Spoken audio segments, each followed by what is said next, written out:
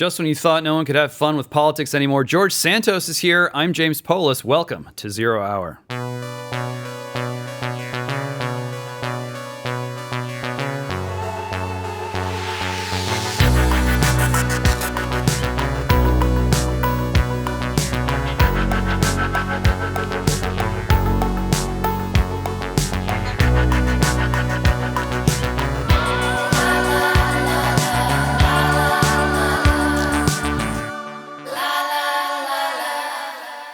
George Santos was born in Queens, New York, ran for Congress, winning in 2022. He's the first openly gay Republican elected to Congress and the first Republican to be expelled. We'll get into that in due course. Welcome, George. Hey, James, how are you? I am well. You are looking tan, rested, and ready.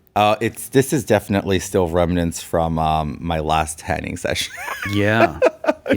What are you ready for? What are you expecting over the next 6 months? I don't know. Let's talk about the elephant in the room. I have this whole ordeal with the DOJ, so that's coming in September. So that's within the next 6 months. But I'm sure you can't talk much about it. But if there's anything you need to get off your chest, we're here for you. Oh yeah, sure. Let me just go ahead and say everything I think about this, and then have it all used against me in a court of law. The mic is hot. Let's go. Well, look, I'll put it this way. I have a lot of projects I'm working on right now. Obviously, I have this looming trial. Due to start in the beginning of September, but I don't let the negatives impact the positives in my life. I just kind of roll with the punches. I take the process as it comes, and you move on. Life's too short to be doom and gloom, right? Amen to that. So yes. You're always going to get a smile on my face. What do you say to people who come at you with the doom and gloom, with it's over, it's already over, we can't make it back, America's done? What do you tell them? Well, look, I'm not that defeated yet. I think this country is worth saving. But I recently I've been saying some of that stuff, right? I have this theory. Every great empire collapsed at 250 years. We're 2 years away from that expiration date, as I like to call it, right? The perceived expiration date. Yeah. I think we're going to come out of this in the right side of things. I think we're gonna break the fever. We're going to break that fever and that almost destiny that has been drawn out for every major empire. The American empire will continue. The great American ideal will continue. We just need to really go back to common sense. Look, when you see people like Jillian Michaels, I don't know if you even remember Jillian. Oh, yeah. How could I forget? Jillian left California, and she's starting to make sense. And this is a liberal lesbian. Yeah, she posted on social media, just sort of like laying it out. Yeah, she's done. Well, but that's the point. The left has gone so far, they're losing their own. I mean, they're cannibalizing each other. Look at the elections in New York right now. You have Jamal Bowman, a member of the squad, which, by the way, should have been expelled and actually received felony charges for pulling the fire alarm and obstructing an official congressional proceeding. It could still happen. You think it's going to happen? It can't happen. He pleaded out and got a sweetheart deal from the DA's office in Washington. Yeah, right? I guess that's the end of that. But that's over. He paid the fine. He paid $1,000, got a slap on the wrist, and had to write an apology letter to the Capitol Police. I mean, come on. People are going to jail for 6, 7, 8 years for obstructing a congressional proceeding. Yeah. I understand he has immunity, but anyway, he's being cannibalized in New York. Mm-hmm. His own party has turned their back on him. I mean, there's this other Democrat, George Latmere, who is going to win in royal fashion. And I think it's the beginning of the end of the squad mentality all across the country. And it's so good to see that the Democrats are purging themselves of the cancer that is AOC and her ilk. Well, the insanity going around on the left with Israel is just really a sight to behold. I mean, even AOC is sort of like, hey, guys, you might be taking this a little too far. Like, the cat's out of the bag. I don't see this going away anytime soon. I mean, it's really tearing them apart. It's their Frankenstein in creation. They created this. Yeah. They made this. They created and emboldened these people to be like this. And now they're seeing the repercussions and like, this isn't so smart. It's like they're eating themselves. So they're losing Jillian. Do you know where she's going? I have no clue, but she said she left California. So to me, that was just like huge news. Absolutely. As somebody who used to watch The Biggest Loser, I was a big fan. And even her co-star, I don't know if you're familiar with her, but Cara Castronova, super red-pilled, right? Yeah. Deep cut, but okay. Like, super red-pilled. And it's like these people who were liberal, some of them red-pilled. Like Cara's been red-pilled many years already, since 2016. But, you know, she was an Obama lover. And she's just like, what am I doing? Yeah. But look at Jillian Michaels now, like, what are we doing? Yeah. It's like, it's amazing to watch. Well, it's tough because, you know, if you're one of those lefties who's fleeing California, where do you go? Where are you going to be welcomed? So, I mean, Nobody wants to go to Vermont, right? well, I mean, Some people like Vermont. in the fall. Bernie Sanders goes there. Yeah, Lives there. he's there, He but left it's Brooklyn for fucking Vermont. yeah, so. it's a tough trade, California for Vermont. Look, Where do I'll they say go? this. They come to Texas, sadly. Yeah. And I hope they don't bring their very bad voting records here. That's what I say. Look, Californians that are fleeing California, if you do come to Texas, just don't bring your bad voting habits. That's all I think we should wish for, because you're coming to Texas for the simple reason of because of the way it is. And if you come here and you bring your garbage voting habits from California, you're just going to turn Texas into California. Yeah, it can be a hard red pill to swallow when you realize that not only do you have to leave California, but you have to adopt the approach that's the opposite of what you thought was right for probably decades, maybe even your entire life. I look at it this way. Common sense is winning. When you hear people like this, like Jillian, and Jillian, I mean, she's a has-been if at best, right? We haven't heard of Jillian. When was the last time she did anything that we remember of? And then she did this interview. Yeah. And I love her. And I'm not saying that as like, she totally focused on her family, her career outside of media. And I think it was the best thing she did for herself. But when she reemerges and only to trash the insanity on the left, that just gives me hope that, hey, us, and I speak for me, MAGA extremists aren't so extreme after all. I think there's a lot more common sense coming out of what I call the MAGA ideology than there is extremism, right?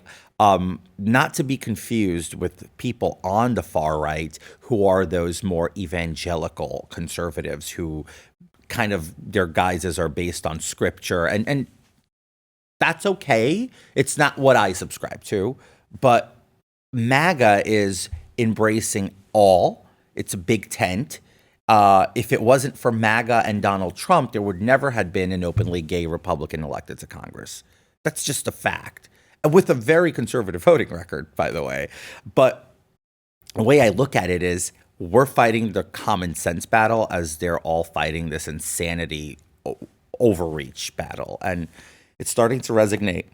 Yeah, it's been a while. I mean, just since 2016 alone, people forget what the world was like before Donald Trump descended the golden escalator. I mean, speaking for someone who spent, a couple decades in political media, 2015 was just like a very sad time to be in political media. Like, the libertarians were totally boring. They'd sort of reached a dead end. Like, the Republicans were just like Mitt Romney, Jeb Bush, there's nothing going on. It wasn't exciting. And then, the left at least had sort of like, hey, maybe, corporations fusing with the government and taking over the world and constantly waging war, and maybe that's bad. Like, the left was the only place you could go for that. And then within a couple years, really, they just kind of blew that whole thing up. All the left-wing attacks on Obama, that was eliminated. Even the Bernie Sanders wing, as that was pretty much wiped out. And when Trump came along, suddenly you could have fun with political media again. You could say things that were true. You could be commonsensical. You could violate the, these weird strictures that were placed on. You go back to, I think it was the McCain nomination, and they were like, no Gadsden flags. We must eliminate all Gadsden flags from the convention floor. Yeah, it was smothering. It was suffocating. And Trump, say what you will about Donald Trump, we'll probably be talking about him for the rest of our lives. He just blew the doors off of all those restrictions, all those weird taboos. Hey, he bought the rainbow flag on stage, which is not my cup of tea, but when you think of it, talk about no restriction. Yeah. No, he just, I think the reason why they hate him really so much, beyond the ideology, beyond the whatever weird power politics are going on behind the scenes that the rest of us can't really see, I think it's because he became the top of the content waterfall in the media ecosystem, like the global media ecosystem. They became so used to being able to say what was news, because if you can say what is news, then it's not just like causing all of that to radiate out, it's the second order effects, right? Because then you get all of the sort of news analysis people talking about it, and then you get the wave of all the commenters talking about it, and then you get everyone in the world talking about it, and you can control what everyone is thinking about, what everyone's talking about. You can set that agenda. And when Trump appeared, suddenly everything was about Trump. And that was just, it broke people's brains. They still haven't recovered. Well, Trump was oxygen to a dying legacy media. Yeah. Like oxygen, tank level oxygen. Like, Yeah. you know, they were dying and dying a miserable, slow death. I mean, CNN needs Trump back. MSNBC will not survive. Rachel Maddow, Joy Reid will be unemployed without Trump, because there is one interesting aspect about Trump. He gives oxygen to the Trump derangement syndrome of Rachel Maddow and Joy Reid, for instance, right? Yeah. And he gives them oxygen. Fox News thrives under Trump. I mean, under Trump, multiple networks grew. Blaze grew, Newsmax, OANN, all these media, conservative media networks boomed. I mean, Steve Bannon boomed with the major podcasts, you know. So it's like Trump is definitely was a almost like a reignition of media and a reset, right? The cards fell very funny, like either all the way to the left, all the way to the right, but there's no cards left in the middle like there used to be during the Obama, during the Bush years, right? Like you would give them some snide, backhanded type, you know, negative commentary, but you'd also praise, you know, Obama and Bush and so on and so forth. Courtesies. Yeah, there was like They're gone. They're gone. It's like it's all out in the open, and it's great because I used to be somebody who used to watch CNN when I was a kid. Yeah. I thought CNN was a standing bearer for news. It was a big deal. Larry News King was all there the time, at any time, anywhere. You know, There was they had news 24/7, Absolutely. live. It wasn't on repetition like every other major network, and that was admirable. And then also Larry King was on CNN, which gave them a lot of credence and credibility. And every celeb was on that show. pretty much. I mean, Donald Trump, Joan Rivers. Yeah. So the way I look at it is, today it's different. It's not the same. I mean, I watch CNN, I watch MSNBC because I was trained by the Bannon doctrine. Always listen to what your enemies are saying about you because they don't hide how they feel. Yeah, that's a real sacrifice, sitting down and watching. It's not those shows. easy. I mean, a lot of these people are really self-loathing people, and to see the fact that Donald Trump comes along, someone they despise, and he's the one who puts them back on life support. He's the one who gives them a second chance. It must just eat away at their hearts every single day. You know? I mean, it has to, because they're just so miserable. I mean, think about it this way, James. The entire concept of legacy media was spun on its axles upside down by Trump when he just started calling them fake news. Yeah.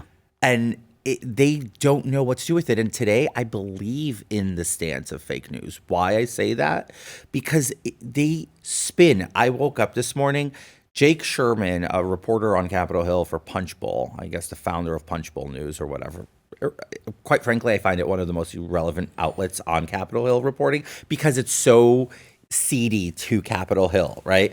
He spun a narrative yesterday that Trump trashed Wisconsin as a garbage city, which is not true. I spoke to several of my colleagues who were inside the meeting and says he said nothing, at no point about Wisconsin or Milwaukee being a garbage city. Well, Jake Sherman ran with that on X, and now this morning it's the cover of a local Wisconsin newspaper. Yeah. What they're trying to do is discredit Trump in all the swing states that they know they can't afford to lose. And the media is helping Joe Biden by creating and fabricating these stories in order to stay relevant and try to say, look, he hates your state. Look, he hates your city. He thinks your city is garbage. It's not true. You know, but the media just can't help themselves than to slander people. It's just amazing. I mean, you know, that happened about, I think, 10 seconds after one of those pollsters came out and said that their latest model showed that Trump was going to win in like Arizona and a couple other Sunbelt states, and he was going to lose in Wisconsin and some of the other Rust Belt states. And so they're on top of it, man. They are. And that is why, I mean, the other catchphrase from Trump on the media is enemy of the people. And that made a lot of people mad. And it is, you know, it's obviously an incendiary claim. It's like, oh, "Oh, what do you mean? You know, these are the guardians of democracy, and they're keeping us honest, and it's all about truth." And we all know that that's a lie. It's a total lie. It's a total lie. But you know, they're not just lying. They're conditioning like the mental space that we all live in. They're choosing what it is that people pay attention to, and in some ways, that's even more powerful and can be even more invidious than just straight up lies. Corporate media is destroying this country. I've said this for a long time. You tune on to CNN and Fox at the same time, it's like you live in two alternate universes simultaneously, right? Because Fox will take one position on whatever, I don't know, let's say Biden did in Normandy, which I believe was poop himself. If it wasn't that, then I'm really concerned. And CNN will take the position, or MSNBC, that his neuropathy struck and he almost lost his bearings. Whichever one it is. And neuropathy is a pretty sad thing. It's called a suicide disease. So I try to be empathetic with it. But here's the deal. Whichever take you take, half the country is going to listen to one take, half the other. This is tearing this country apart like a piece of paper that we need to do better. I think stewards of democracy don't do that. Yeah. Well, it was interesting because right before the 2020 vote, Barack Obama sat down with Jeffrey Goldberg, a man who I've been reliably told is the sort of guy whose mom is like, why hasn't this guy become president yet? And that's the voice he hears every morning. So, you know, total egomaniac, Jeffrey Goldberg, talking to Barack Obama. And Obama says basically, and he telegraphed this to Vox a little bit earlier to Ezra Klein. He basically said the internet is the number one threat to American democracy. And he wanted to blame the internet for doing what you're saying the corporate media is doing. Like, what a coincidence, right? That he wouldn't put the spotlight on the established media, but instead he would say, no, it's the people themselves talking to each other on the internet. Oh my God. Destroying democracy. Bill Gates, his biggest funder, he ruined politics with the internet. Yeah, right. Look, here's the deal. I have no shame in saying I went from being a member of Congress, previously a private equity professional, to becoming a professional shitposter on social media. And let me tell you something. The reason I do it is because no one else is willing to say it. We did the documentary earlier this year. Nobody's willing to say that Congress inside trades. Nobody's willing to sit here and tell you Dan Crenshaw's a dirty insider trader, that, you know, other members of Congress like Nicole Malley of Stock Tips or Nancy Pelosi. We all focus on Pelosi because it's easy. But there's tons of Republicans who are just as insidious as Nancy Pelosi, if not more. Yeah. Nobody has the courage to do that.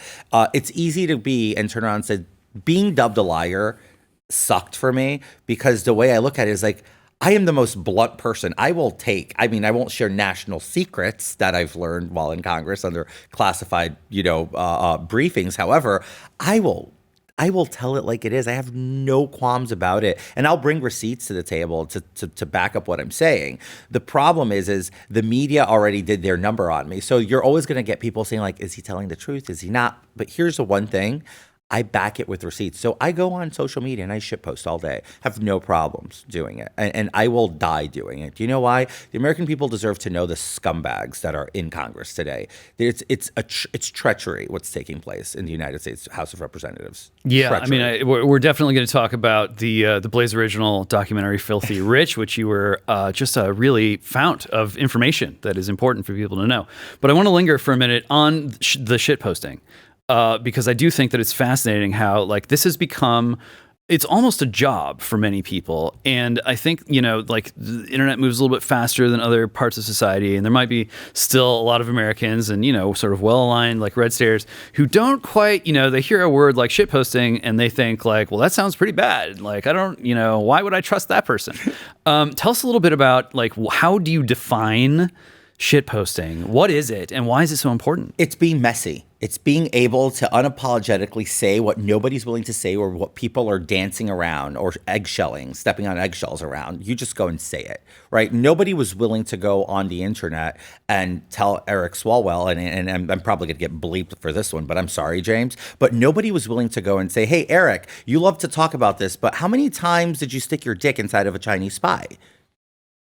Right? you quite literally screwed a spy. Even one is too many. Like that's my point, right? We know one, but how many more? Yeah. Right? He likes to make all these lambastic accusations and these immature posts.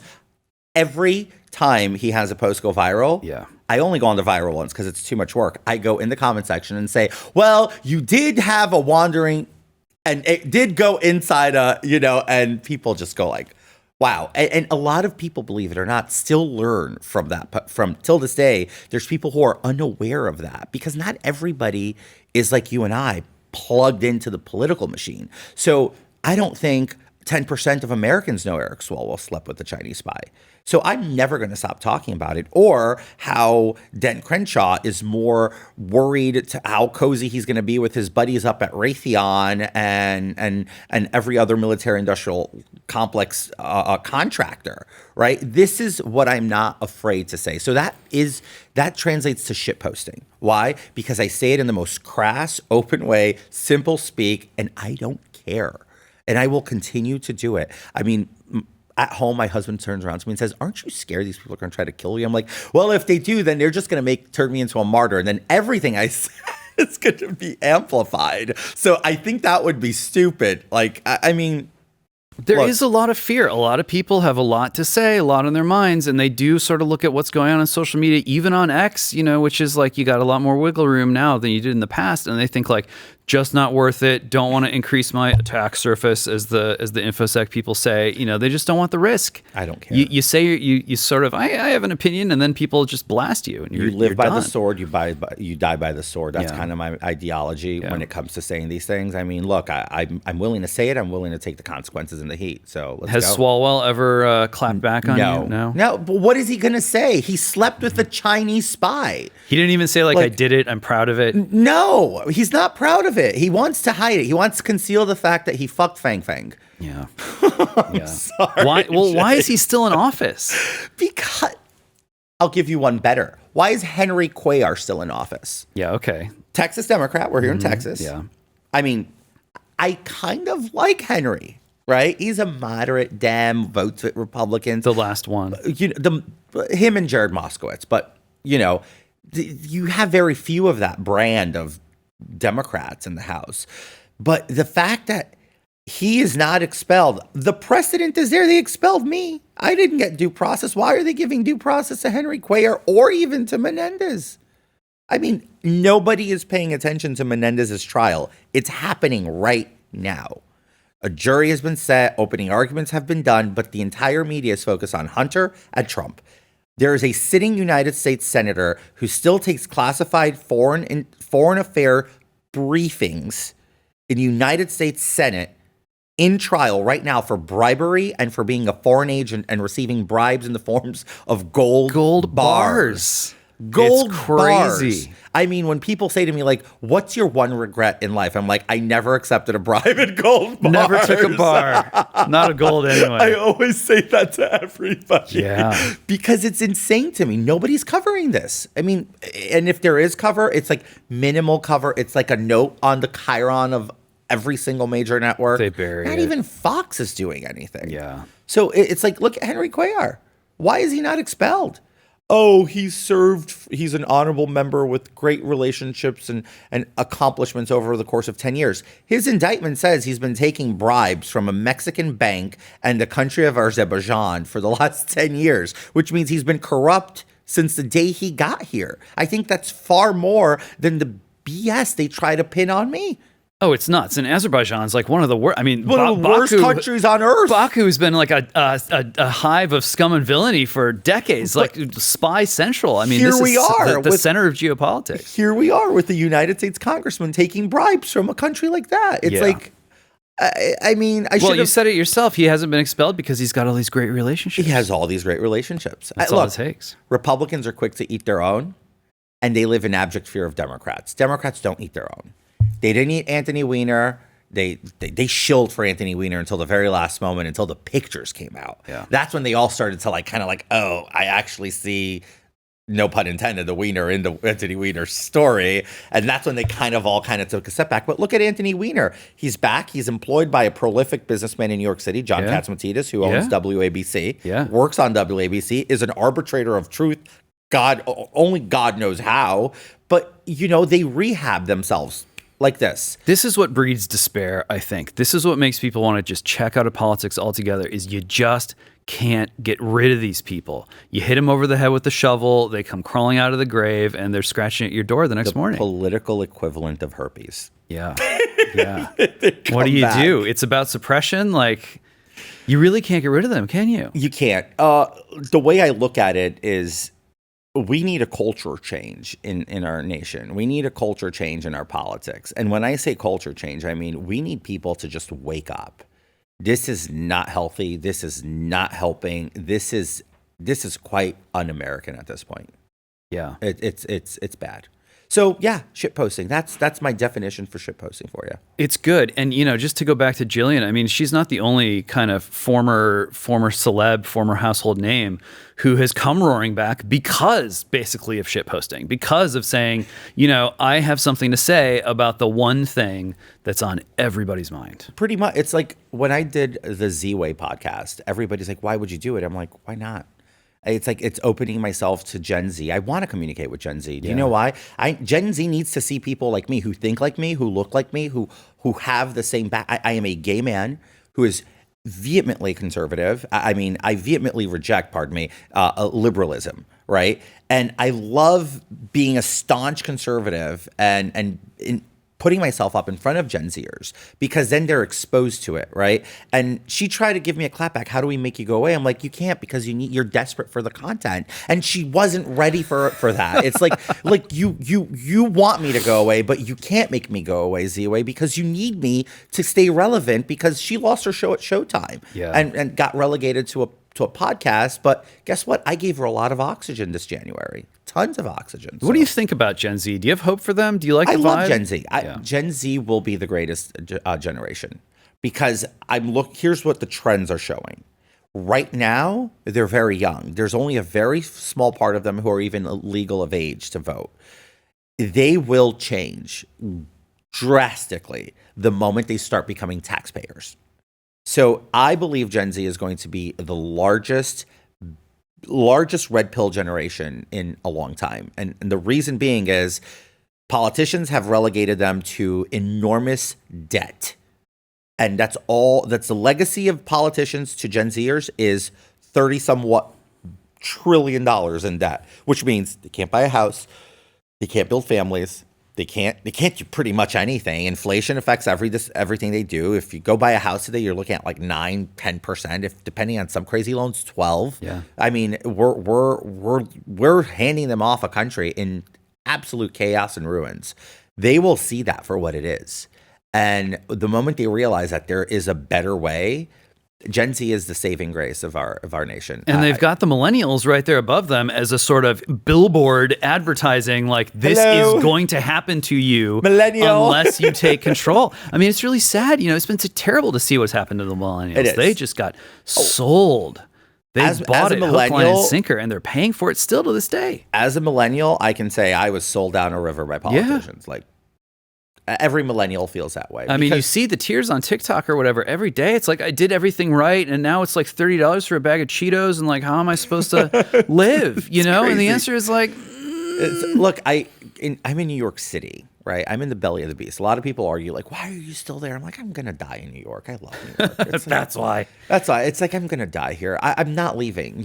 I grew up in a Republican New York, and a lot of people really ask me, like, what do you mean a Republican New York? I'm like, New York was Republican until 2013. Yeah. The city, we had a Republican mayor until 2013. 20 consecutive years of Republican leadership, and the city did well. I think Bloomberg's third term overstayed his welcome, and for him not lining up a successor, that's how we ended up with Bill de Blasio. Yeah. Right? It was like the war on big gulps gave us Bill de Blasio. Bloomberg overreached with the insanity on smoking. And look, I hate cigarettes. So I kind of subscribe to that ideology of the smokeless environment. But I think when you encroach on that level of freedom, like, there's no smoke streets in New York City. Like, there's blocks upon blocks of, like, where they removed the traffic. Like, Times Square is a smoke-free environment, although it smells of weed. Yeah, well, so wait a minute. I think you're the only, like, right-winger in New York who's against cigarettes. I'm totally against cigarettes. Yeah. Are you against nicotine? I'm big on fighting tobacco nicotine as an industry. Wow. They're killing our country. What about the pouches? What about the Zyn? I'm just not a fan. Nicotine we don't need it. I'm big on anything we don't need, anything that there's a lobby and that requires advertising for, that means we don't need it. Yeah, because the Zoomers tell me that this is how they lock in. Like, this is how they get dialed in. It's just like the nicotine. Unfortunately, yeah. It's again, and both my parents are smokers. My younger sister, smoker. Yeah. Even my half-sister, smoker. Everybody in my family smokes. I am like the odd man out. Never put a cigarette in my mouth, never smoked weed. Don't like it. Don't think it's necessary. And quite frankly, I think the human race would benefit from like the annihilation of all of it. But again, I believe in your individual freedom. The cultural scissor right now is like the nicotine bros versus the potheads. Yeah, and they're like, no, like you look at like like a NASA or whatever, and it's all these like engineers are like totally dialed in, just like chain smoking and sending people into space. Yeah. No? Does Elon smoke? I wonder. I don't know. I should like know this. A couple of weeks old, a couple of weeks ago, when I discovered that Obama was a smoker. I didn't know. Oh yeah, I didn't know. Great job on Obama. President Obama was a smoker. Semi-secret smoker. Did not know. I mean, and I'm pretty dialed in. And I was like, wait, I'm today years old, and this was like a couple of weeks ago when I said, I did not know Obama was a smoker. And it was caught me totally off guard. Yeah. So I think the Zoomers are actually in pretty good shape. I think they're in good shape, and I think they're going to be the saving grace of this nation. I know it's hard for people to understand it now because it's so easy to tie Zoomers to the Tide Pod eaters. Yeah. For those who are aware of the phenomenon. We were blamed for it, by the way. People thought it was millennials. I'm like, no, these are not millennials. These are Zoomers. And that's fine. I think it was stupid at the time, and I think they've all evolved from that. But I got to tell you, there's some Zoomers out there that I meet, man. They're solid. Oh, yeah. I mean, I saw some crying headline the other day from one of the established media outlets. Oh, Democrats are worried that Zoomers, they don't care about like Donald Trump's like personality or like what he's done to this country. And some of them don't even remember. And it's like, yeah, that's right. Yeah. Welcome to the future. I say this out there all the time. I love the Zoomers, and I think we should all be embracing Zoomers. I want more Gen Zers and millennials in Congress at this point. Like, I want, and no offense to the Xers and the Boomers, like, you've done your time. Thank you so much. But I'll give you an example. Do you know we have 2 members of Congress who've been serving for over 40 years? That means they got most of their lifetime. They got elected with Reagan. That's Chris Smith of New Jersey, Hal Rogers of Kentucky, and even Jim Clyburn, who got elected in a special election that year. So he's like a year under the 2 of them. Like, these guys have been in Congress longer than I've been alive, James. Yeah. What do they even, how can they even relate? I'll give you this. I served 1 year, 11 months to be exact, in the U.S. House of Representatives. I was a candidate for 4 years in total, right? From 19, because I ran in 2020, so I started in 19, then I lost in 20, then right away, 2021, I picked up. I've been shielded with staff, political staff, for 5 years of my life. The last 6 months have been sobering. I now realize how quickly you lose touch with reality. Yeah. Now I book my own travel. You're back in the Gen Pop now. No pun intended. Which is fine, but it's like now I'm like, oh my God, I book my own flights. I book my own reservations to go to restaurants. I do my own thing. Like, I drive myself. I don't have a driver. I don't have people catering to every single aspect of my day. Yeah, if you're in there 40 years, you have completely been unplugged. You cannot relate to you and I. Yeah. A person like that cannot relate to us. It's impossible. And I was in it for a very small period of time. Well, take a look at AOC. I mean, maybe she was kind of groomed for the role or whatever, but it was still a big deal when sort of like a young girls, me to run. Young girls in Congress, right? And there's like you and like Matt Gaetz, and it's a few people in Congress who are seen as young, and these days it's kind of a double. I'm young. Gaetz ain't young. I mean, it's kind of a double-edged sword where it's like if you're under 50 today, it counts as being young, right? 40 is a new 30, right? Yeah. So all the 40-year-olds in Congress are trying to pocket watch her as young well, bucks. it's good news, bad news. Like the good news is you're still young. The bad news is 5 years you're going to be old anyway. But it's only a matter of time before we start getting 20-somethings coming into Congress, coming into state legislatures, young, handsome, attractive, tall, maybe working out since they were 13 years old. Yeah, they're not tall. I mean, hey. And I'm not trying to make fun of his disability, but I mean, Madison Cawthorn, super young. You have Maxwell Frost out of Orlando. He's 25 years old. He's a complete socialist, but I'd rather have. Here's what I've always said, and I think I said this to you before. Here's why I respect AOC. I respect her because she's not corrupt. Mm-hmm. She believes in her BS. But she's not corruptible. Lobbyists and PACs and special interest groups can't corrupt that woman. And that's admirable for Washington, D.C. It's a low bar, but yes. It's admirable, though, right? So I respect the fact that she's not corruptible. I disagree with everything she says. But you're never going to hear me screaming, AOC is corrupt, because she is not. She's not. Now, Ilhan Omar is a different story, but she is not corrupt, AOC. Let's talk about Ilhan Omar. Oh, God. Where do I start? I mean, it's really bad. Dude, she hexed me. Did she? I think so. How? When I voted to remove her from the Foreign Affairs Committee, after the vote, we crossed paths in the Cannon Tunnel she was coming from the House floor. I was going back to the House floor to do a floor speech. And this woman gave me a look. And I was with my operations director, Vish Burrow, which I think everybody knows who Vish is because of Bannon, Gaetz, and Santos. That's his resume. Yeah. So, one more horseman and have the full set. So we're walking.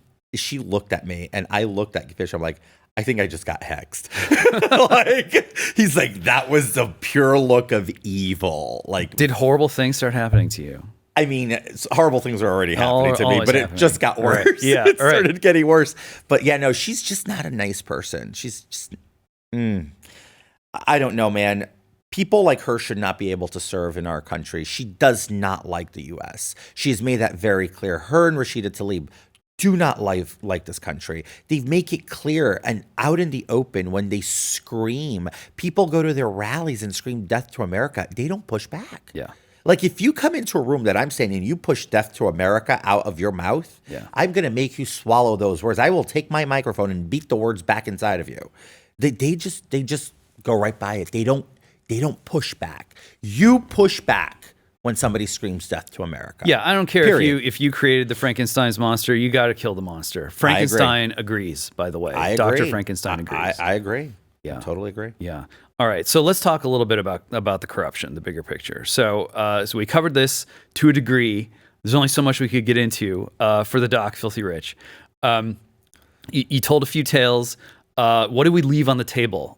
Just how staggering is the corruption, not just with the financial stuff, but beyond that. Look, I spoke about this, and I'm going to continue to speak about this. Some of these people are my friends, and it hurts me to have to say this, but it's out in the open. It's public record. I'll give you an example. We're here in Texas. I'll start in Texas. Pat Fallon, congressman here in Texas. Great guy. Don't get me wrong. Great relationships. Great guy. Very fun guy, very nice guy, very charismatic. He violated the Stock Act as a freshman dozens of times to the tune of $15 million worth of trades that did not reported for months on end. Simultaneously, in that same gambit, Congressman Tom Suozzi, who is my predecessor and now is my successor, right? So I kind of go in between there for the year, violated the Stock Act 300 times in the same time period. It's like almost every day. It's essentially every single trade he did for like 2 years, right? When you look at that opens window for what? For speculation of why. Was it really the error?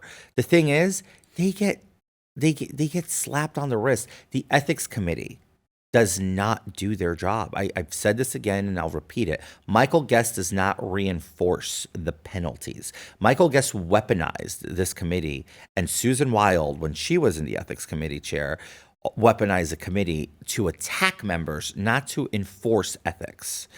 Every single thing you see the ethics committee do, it's always political investigations, and they use it as a political hacking system against members of Congress. That's corruption. Michael Guest's son was caught assaulting a police officer in Tennessee, Michael Gaetz spent the entire night and morning calling members of the Tennessee delegation to call the local journalist to kill the story, offering all sorts of we'll give you sit-down exclusives. I spoke to the journalist. As you do. This is de rigueur. Yeah, but here's the reality. That's corruption. Yeah, that's unethical. Yeah. So Michael Gaetz, as the chair of ethics, should have recused himself from the ethics committee when that story was leaked. That he latched Dave Kustoff and I believe Mark Green all onto this reporter and offer the reporter all sorts of access and exclusives and scoops in lieu of not printing and publishing the story, killing the story.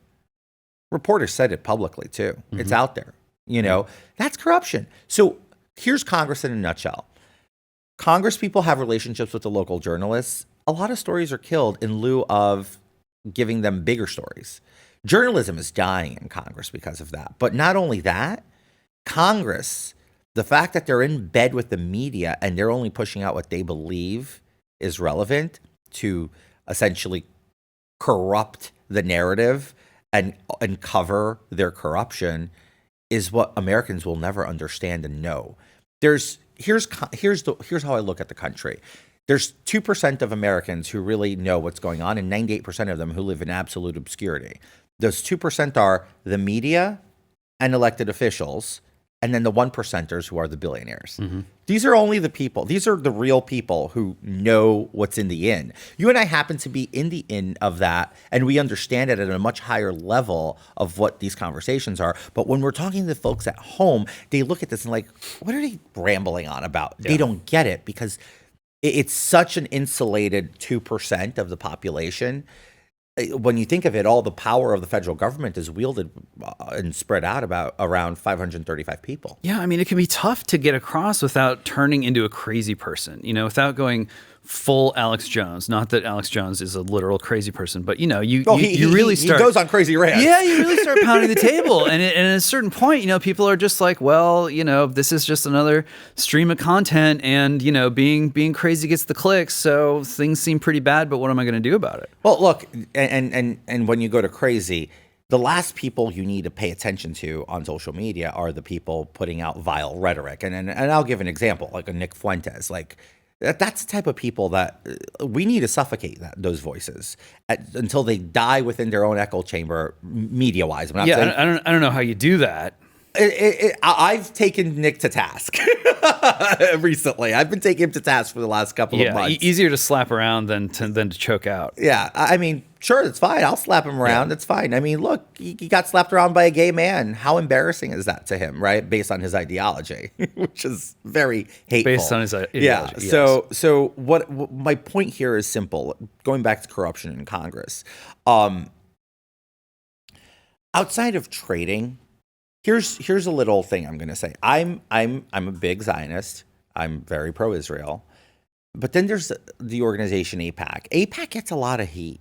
A lot of people say AIPAC has the buddy system. I mean, look, I love Massey, but Massey's interview on Tucker was a pile of garbage when he was saying, I'm the only member of Congress who doesn't have a AIPAC person. And then they're trying to allude it to being a buddy system network that AIPAC has and that it's a FARA infringement. Every PAC does that. Every lobbyist group does that. Everybody has the point of contact activist in district who, courts the congressperson. Yeah. Massey doesn't have an AIPAC person because Massey has made it very clear he's not interested. Mm-hmm. Now, all the hate and vitriol against AIPAC is unjust because if you're looking at AIPAC and you're not looking at other PACs like the Pfizer PAC or the Bank of America PAC or all the corporates PAC that are out there that are also influencing Congress in policy that is creating loopholes and lots of people are getting rich, is undermining the thing, but it's so easy to go be anti-Semitic and attack AIPAC, all because they lobby for fair treatment of Jews in the United States. That's essentially what they do, right? Yes, they support Israel and they want the U.S. to continue to support Israel, but their entire MO these days is advocating for, safety and protections for Jewish people in the United States with this rise of anti-Semitism. Yeah, I mean, it seems to me, for good or ill, love it or hate it, Jewish-Israeli influence has actually declined, down from where we were in the Bush years, for example. But, Totally. this is the perversion of it is if you want to get anything done in Washington, you must play by these rules or you will simply be ignored, frozen out. 100%. You'll just be stampeded by the other guy's lobbyists and you won't get a hearing. You won't get 5 minutes. Nope, you won't. And here's what drives me absolutely batshit nuts is here's what a messaging bill does. We hear a lot about messaging bills. Those bills that get passed, but they really go nowhere. They die in the Senate, but we're totally fine with it. Yeah. By design. Why? Americans don't understand. Every time a bill is created and passed in the House of Representatives, it has an effect somewhere in the sphere of business. It could be in the stock exchange. It could be in the regulating and policy, insurance industries, because it signals. A lot of McCarthy got screwed. Speaker McCarthy got screwed because he built an entire mission over the years of take back the House, right? And when he finally took back the House, it was with a lot of help, a lot of these organizations and institutions and their PACs. Yeah. What happens is now it's kind of like, all right, we scratched your back. It's time to scratch our back. Of course. And he couldn't get that done. And unfortunately, just because he lacked the support, or well, no, not because he had a very tight majority. Like people like me, I voted against the debt ceiling suspension, and I wasn't easy. Yeah. If I tell you how hounded I was that day, I'm sure. I walked onto the floor vote. Everybody knew I was going to vote against it because that was a campaign promise. I wasn't about to break. I walked in. I literally walked in through the Dem side, so they didn't see me. Voted and ran home. There was another 2 votes after that they always do that to keep you on the floor. I purposely, one was on Israel, one was on a suspension. I literally did not vote on those 2 bills because I knew if had I stayed on the floor, I would have been bullied into submission. They would have probably taken the card out of my hand and changed my vote. I literally walked in, voted, left. My staff blew up. People left the House floor. Members went to my office to find me. Like they were literally torches and pitchforks rummaging through my office. Like, where is he? Where is he? I turned off my phone and I told my chief of staff, Charlie, I'm putting my phone on airplane mode. I'm not changing my vote. And I went home. People in the staff got so emboldened. Like I had a former McCarthy staffer come up to me on the House floor the very next day. Yeah, yesterday's vote, that action of yours, that was bullshit. Like, don't you realize that if you are capping the debt, you are literally killing America? Are you talking to me? Yeah. I was like, that was like my reaction. Like, you're a staffer. Like, how dare you? Like know your place. Like, but that's how emboldened they are because those favors are not getting paid back, and it hurts the speaker. Yeah. I love or hate him. I love McCarthy for the sense that he is one of the most charismatic people that I've ever met in politics. The guy is suave, but that's not what this is about, right? This is about policy. It's about the future of our country. I didn't vote to vacate him. I think that was on Gaetz, Mace, and all those other guys. I didn't agree with it because I knew it would ensue into chaos. I just thought we would just have to hold a line and just double down. The problem is the uniparty. Yeah. The uniparty always rescues the uniparty. We've seen it now. I mean, the uniparty just rescued Mike Johnson, which I'm fond of Mike Johnson. He's a very honorable man. I disagree with a lot of what he's doing policy-wise. I mean, I'd be a problem if I were still there because I'd be voting against a lot of it, right? But when you look at the favors, here's where the corruption comes in. Let's say I'm a member still, and I'm going to write a bill that is a total virtue signaling bill, but I'm just going to say something along the lines of, we're going to reduce the FDIC protections on bank accounts because the instability of banks is so out of control. The FDIC is going to go from $200,000 per account to $100,000. I know that's going to die in the Senate, but I put that out there. Guess who benefits? Banks. Yeah. Why? They get to jack up their insurance, their fees based on now their exposure. Right.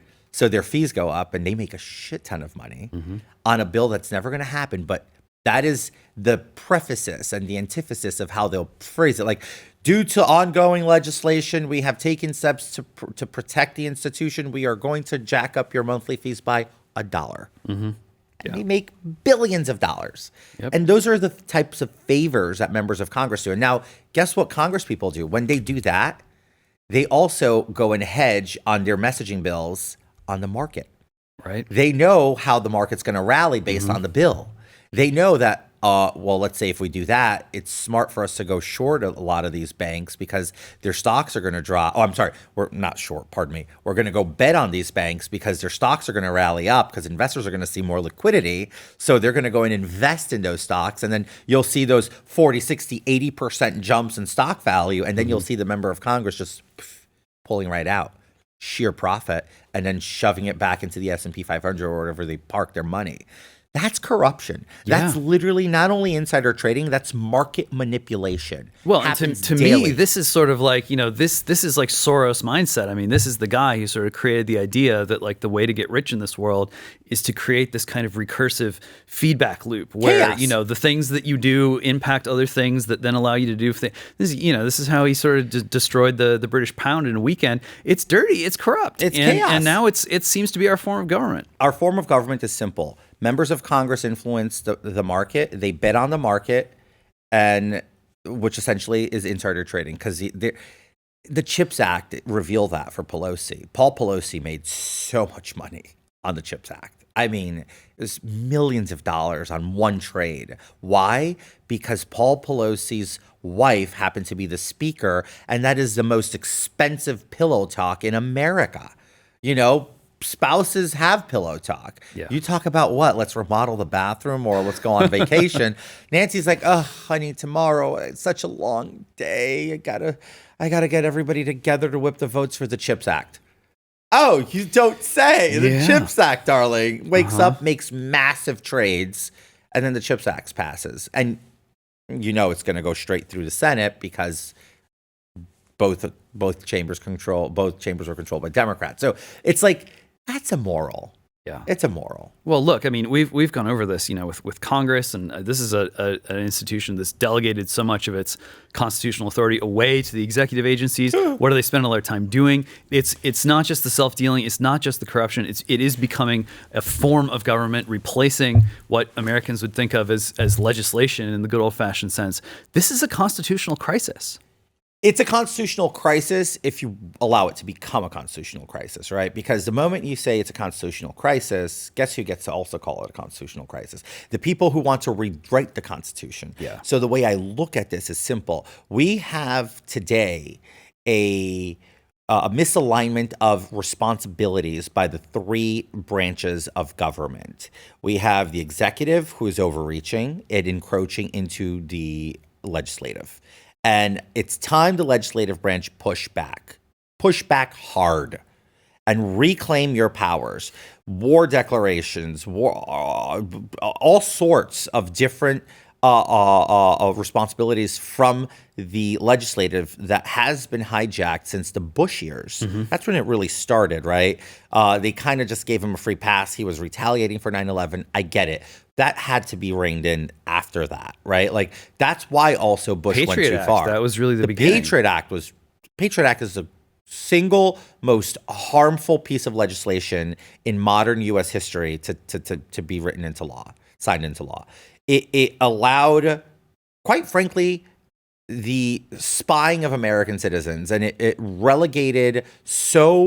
took away so much rights from us as Americans. Yeah, you get the spying, you get the secret court. It was really all in there. It's crazy. It's just absolutely crazy. Okay, so don't let the other guys know that it's a constitutional crisis. There's still some things that we can do. I mean, this is the issue that I've always had with the Convention of the States idea. Some folks out there are like, look, it's obviously not working. We need to follow constitutional procedure to make the Constitution right, get the states together and hammer something new out. I'm a little worried that once you open that Pandora's box, you can just kiss America as goodbye. Totally against the Constitutional Convention. I don't think we're in the right mindset in this country today to do a Constitutional Convention, because when you look at it, we're 2 years away from the expected expiration date of our empire. So let's sort of say, right? The Romans collapsed in 250 years, the Ottoman, and so on and so forth, right?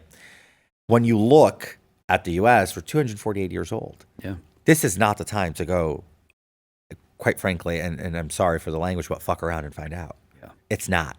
Because this is when you open Pandora's box and you're going to lose rights. It doesn't matter whether you're a proponent of the left or the right. We all lose when we're dwelling from the opposite ends of the spectrum. In order to do a constitutional convention, this country's politics have to be shifted way more to the center, like our founding fathers were, and be able to compromise and respect and concede to one another, as you read in the Federalist Papers, one conceding to another when they, one raising a point and the other one playing devil's advocate, to only see the other one, yes, I concede that your point, you are absolutely right. This opens, so we're not there.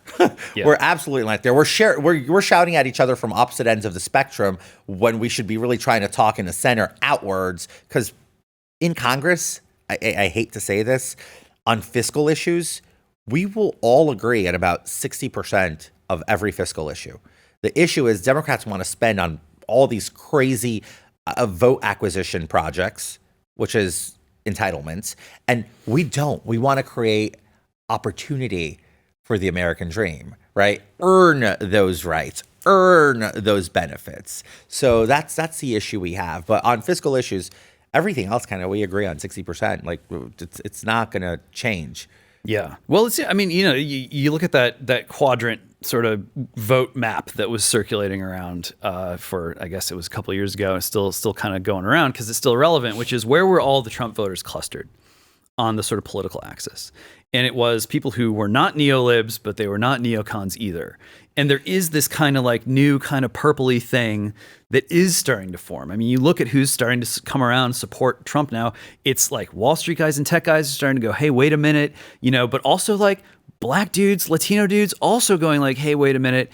And it does seem like there is some new center that is trying to form, right? Yeah, there was an interesting article this morning that I read on Semaphore, newer outlet run by Ben Smith, former BuzzFeed guy. I mean, for what it's worth, yeah. For what it's worth. Yeah. But the article depicts the Trump's engagement in the Black community and how he's really pretty much diving into these big household names of the 80s and 90s with these Black sportsmen and fighters.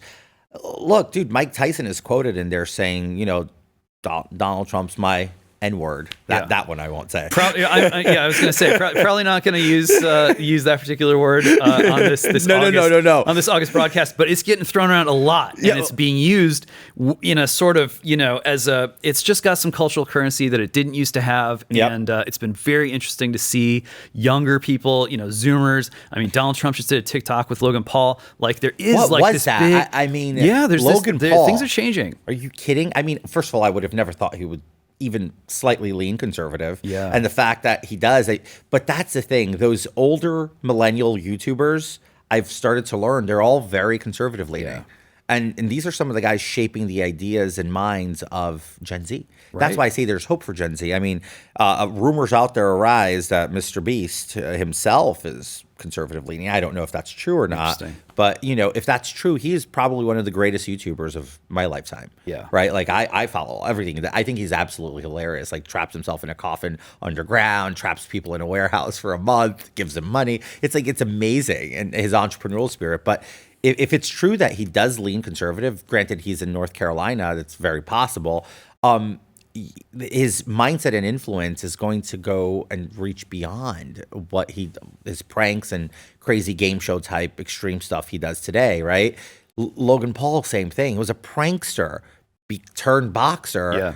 I mean, I was ready for that fight. I was going to be here for the fight on the 20th. Oh, were you? Yeah. Well, and just watching how Trump interacts with him, I mean, he's clearly having a great time. Oh, yeah. And, amazing. I'm not saying turn into an idiot, and upload yourself into social media and hope for the best. But, like, look, these or guys. Or do that. Well, I think we've already tried to do that. These guys are not looking to Edmund Burke for answers to our current predicament. They're looking at guys like Donald Trump. Yep. I think Trump brings to the table, and I know it's not a breath of fresh air, but it's a breath of like realism. Mm-hmm. Trump's a simple speak guy. He's from Queens, just like I am in New York, right? Yeah. We're simple speak people. Like he talks like 80% of this country speaks. He refuses to address the highbrow crowd of America, which is, in my opinion, what matters. Trump is talking to the little man and woman out there, that are just, confused and lost about what is going on in their country. He's there actually addressing all those issues by delivering it in digestible format. Sometimes maybe too digestible that people go ahead and say, did he really say just let's go get bleached? That's not what he meant. Right. But the media and spins, never underestimate them. That's right. All right, we got a minute left here. You know what I hear is Santos. He's so good with words. He's so good on screen. He should have a podcast. He should write a book, a tell-all. What do you got cooking? Anything? I mean, is Blaze hiring? Well, look, I have a lot of projects in the work. I definitely I have a book ready almost, and we're getting ready to try to publish it and go out there. Definitely in talks about some on-screen setups that I am going to be pursuing. But in the meantime, you can always count on a very joyful cameo. Cameo, man. It worked for Nigel Farage. It seems to be working for you too. Works for me. It's works crazy. for Nigel. Nigel's up there. He's top ranked in the top 100 talent pool. Pretty cool. Absolute pog champ, Nigel Farage. I love Nigel. He's going to be the next prime minister of the UK, I believe. Seems that way. A lot of people are wouldn't want that job, but hey, someone's dirty job, someone's got. Have you noticed how they barely last in those jobs? I mean, the current one is actually taking a while. I'm like, all right, good. But yeah, no, you'll see me around. There's some more coming up. I have a documentary coming out later this year, so it's pretty fun. Excellent. All right, we got to wrap it there, George. Come back sometime. We'll keep whacking away at this. Thanks for everything you do. You bet. Thank you, James. All right. That's all the time we got. Until next time around. If you're watching on YouTube, give us that like, smash the subscribe, comment below. Let me know who you'd like to see me interview. Until next time, this is Zero Hour. I am James Poulos, and may God have mercy on us all.